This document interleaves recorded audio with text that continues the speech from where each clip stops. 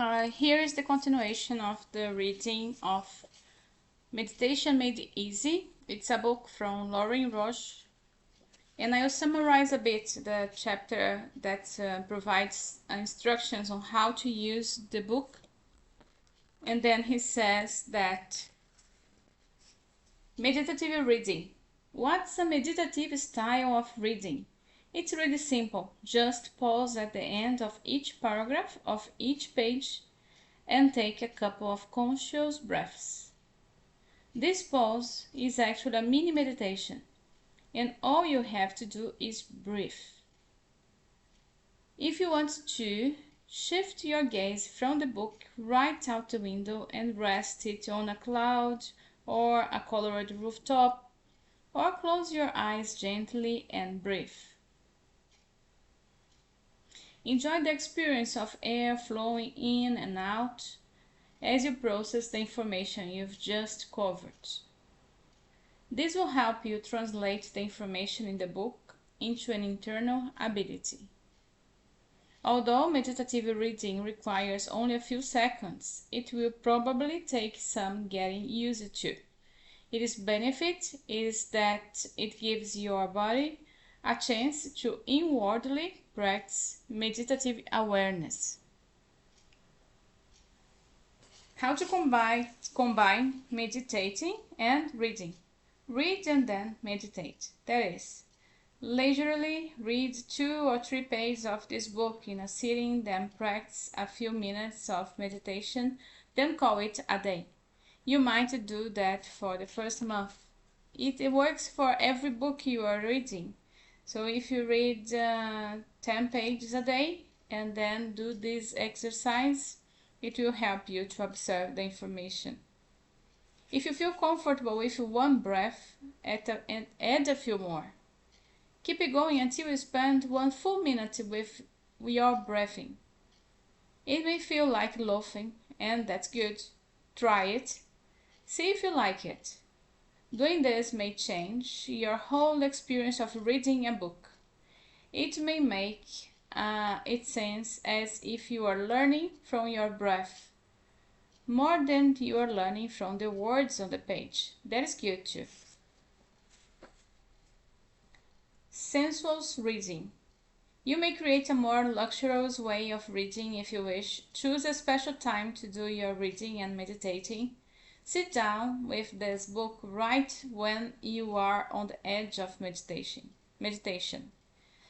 When you are just about to go in or come out, make sure that is time when you really want to relax or soak into the essence of yourself. Think of it as a time to indulge, not study. This attitude will create a very smooth way of learning. Enjoy. Other ways of focusing can be to feel the ground beneath you, settle into gravity, and it attracts you to Earth's center. Give thanks to gravity for keeping you in the ground. Take delight in the simple relief of closing the eyes for a moment. Notice what it feels like to blink, and let the eyelids stay closed for a second or two longer. And breathe. Stretch often while reading and notice how good it feels. Welcome your impulse to move. There is no need to get into a struggle with movements.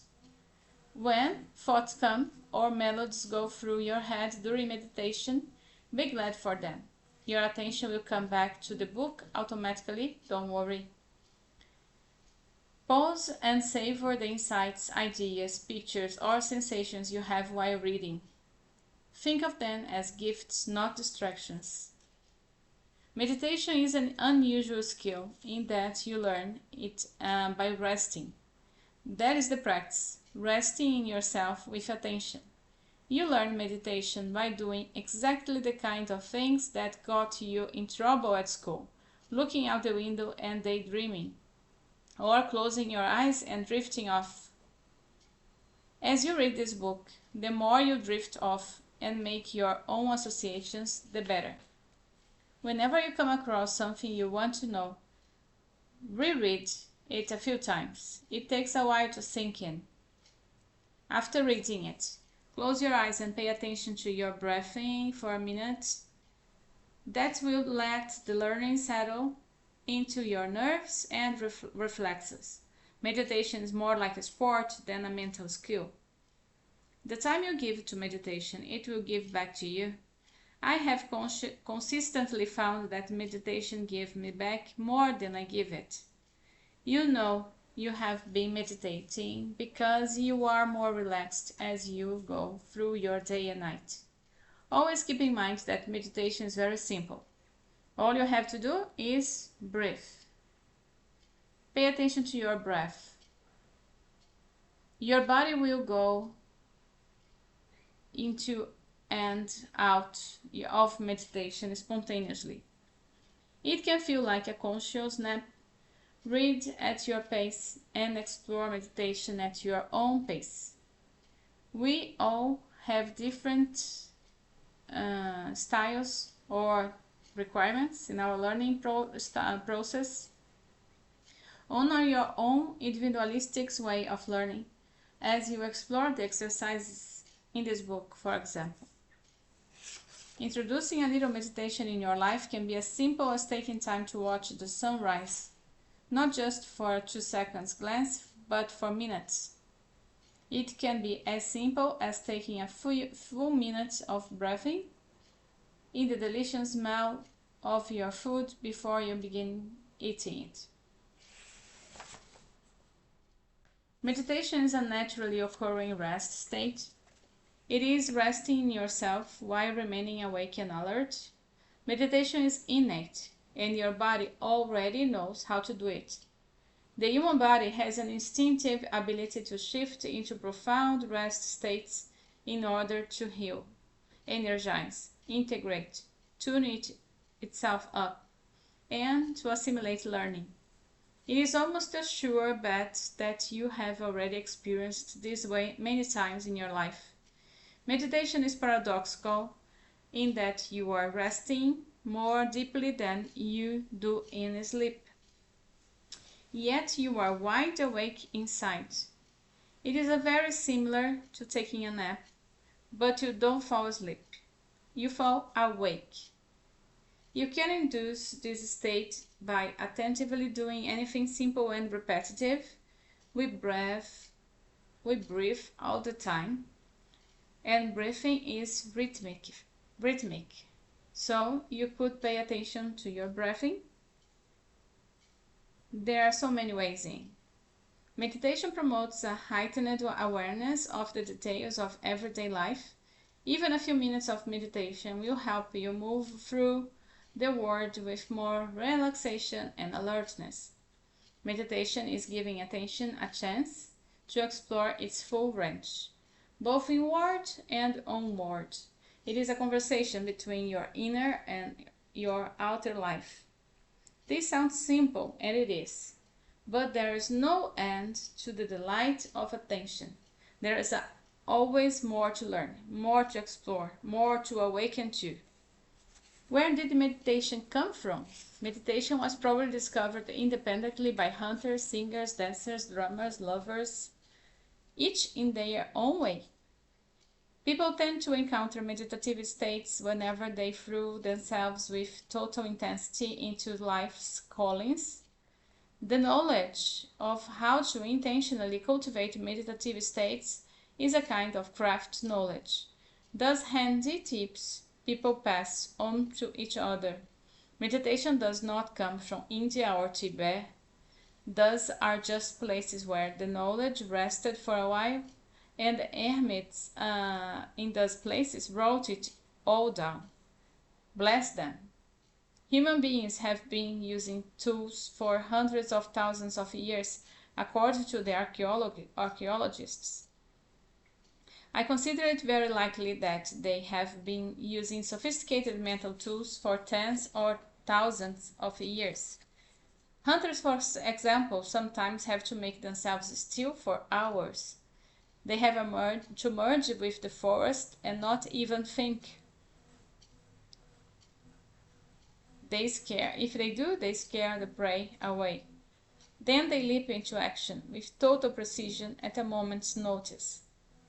Singers and dancers often enter meditative states through their passionate expression. Singers work with breath awareness in ways far more sophisticated than yoga.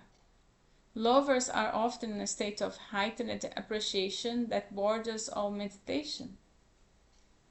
That is why we always think of yogis and bearded guys in the Himalayas when we think of meditation, because the hermits are the ones we have always think that are in the borders on meditation.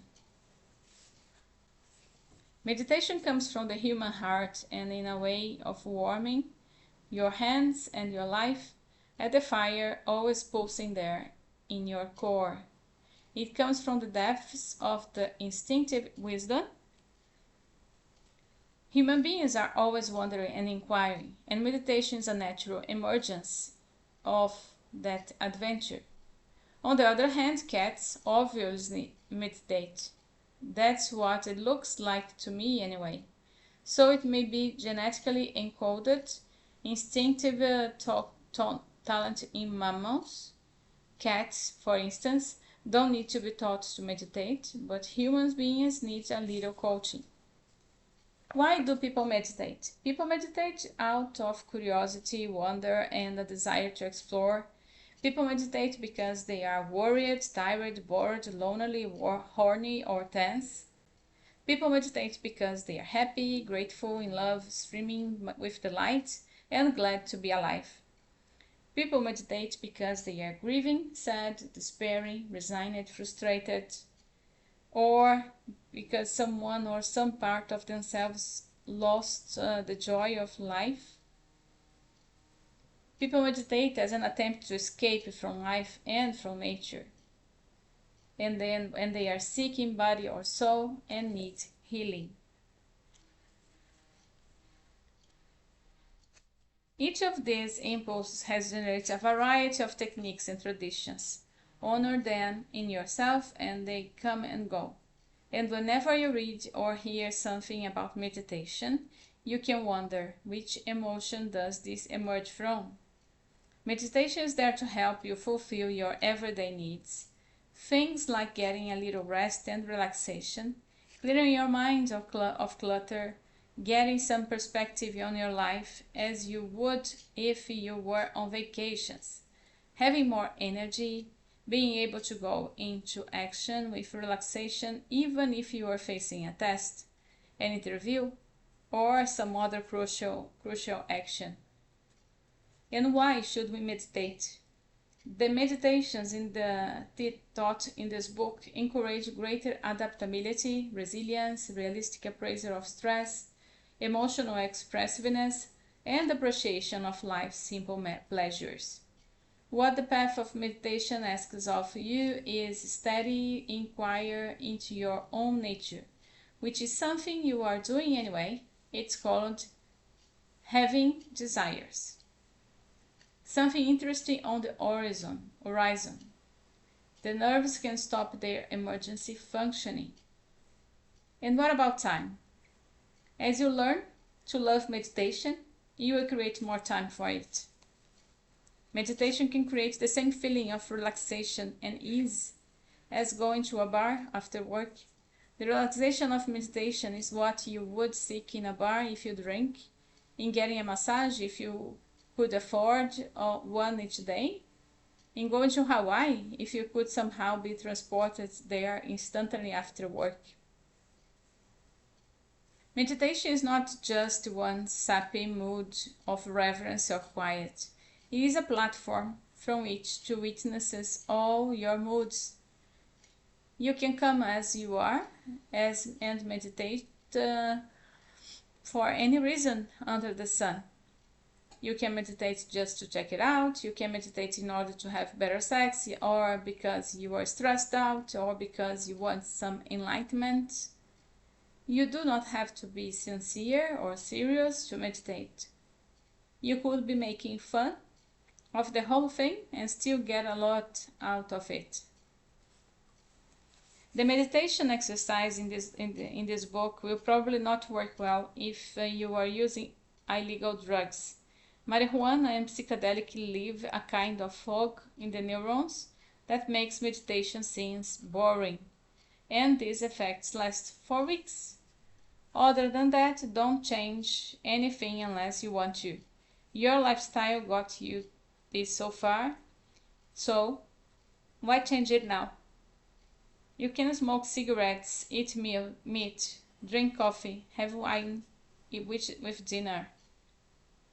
With regard to food, eat with gusto, whatever makes you feel strong and energetic. Eat in the long run. This will probably keep you healthier than following any particular set of rules. If you are meditating as part of a health regimen and a healthy heart program, of course, follow whatever suggestions the doctors have made. And if you are taking prescriptions, medications, then keep taking them. Some people can reduce their blood pressure medication, for example, if they meditate consistently, but that is between them and their doctors. Meditation will work its magic on your relationship with them. If you cherish. A lot of what are called vices are ways of letting off steam, releasing tension. And you do not need to sit cross-legged. Sitting cross-legged works well for some people and it looks really cool. But this pose does nothing for meditation that can't be done in other ways. The main virtue of the cross-legged posture is that it's handy if you have no furniture, are homeless, or are outdoors. Recently, 2 yoga teachers came to me for meditation sessions in the same week. They were both lean young women, and they sat cross-legged on the floor during the session. They shifted around and had to adjust their feet every few minutes. I didn't say anything at the time because I just wanted to observe. But later, I asked each of them and they admitted that they always sit in the cross-legged pose and their legs always hurt after a while when they do so.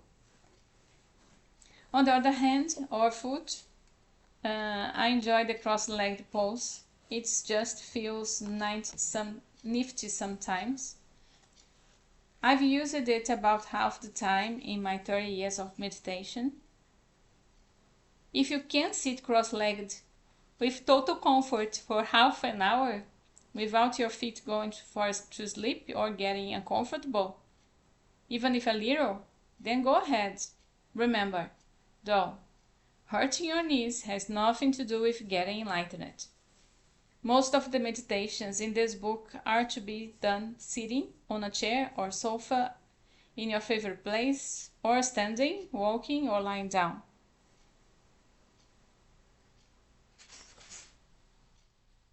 You can meditate when you want to, or when you decide you should. The standard approach is to meditate soon after arising, in the morning, and then again before the evening meal.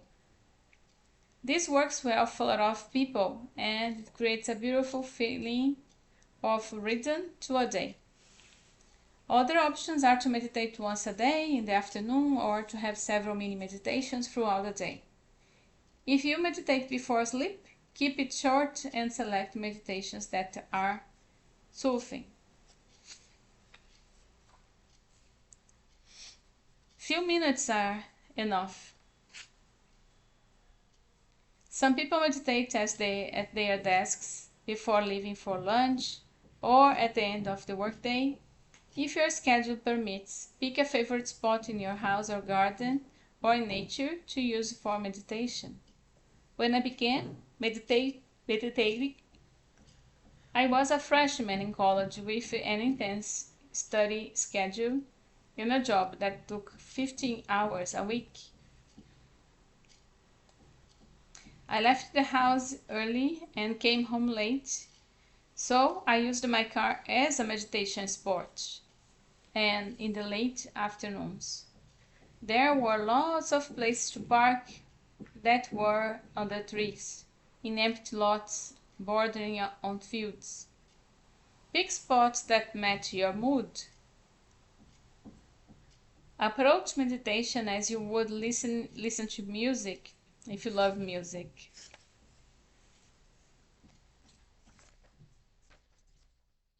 Working at it, trying, forcing. Can I do it wrong? If you are too carefree, it's easy to move in the direction of alertness when you want to. Take a modified hands-off attitude towards your mind.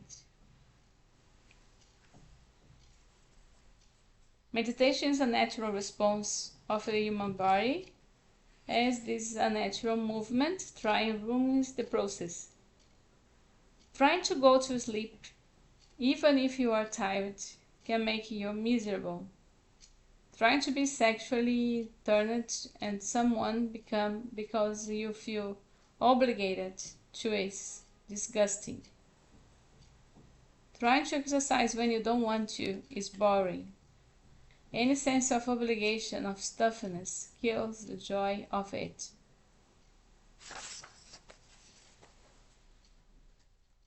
What will happen when I meditate? Relaxation and relief, near sleep and dreamlike image, healing, tuning up, your nervous system fine-tuning itself to the optimal level in alertness. How can it be easy? It is an illusion that there is some oomph that you need to apply to meditation, as if you have to push it to jump-start it. Meditation is not an old car with a dead battery. Meditation is recognizing and then giving it into your desire for rest, inner sanctuary, and relaxation.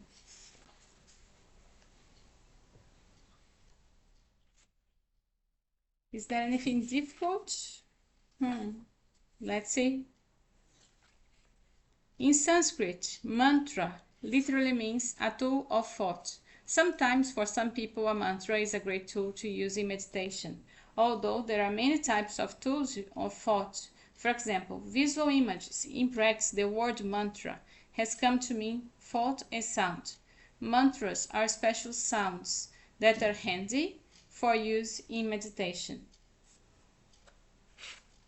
So, you have been even made up mantras or parts of them, sounds such as oh, ah, the kinds of sounds people naturally make when they are exclaiming, sighing, and expressing delight. Some sounds generate a beautiful feeling that speaks to the body directly.